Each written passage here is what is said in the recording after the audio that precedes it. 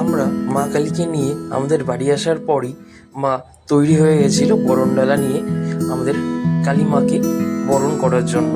তো সমস্ত রীতি রেওয়াজ মেনে মা ওখানে দাঁড়িয়ে মা কালীকে বরণ করছিল। তো বরণ কমপ্লিট হলে আমরা মাকে নিয়ে চলে গেছিলাম মায়ের পুজোর স্থানে, অর্থাৎ বেদিতে, যেখানে রেখে মায়ের পুজো করা হবে।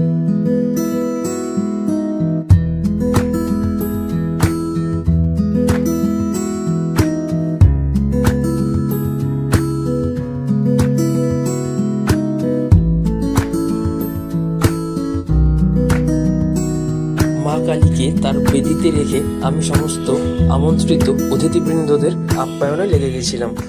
সমস্ত অতিথিবৃন্দ চলে যাওয়ার পর আমরা ড্রেস চেঞ্জ করে বসে পড়েছিলাম পুজোর কাজে। তো সারা রাত পুজো হওয়ার পর ভোরবেলা আমাদের পুজো কমপ্লিট হয়েছিল। টাটা, দেখা হবে অন্য কোনো ব্লগে।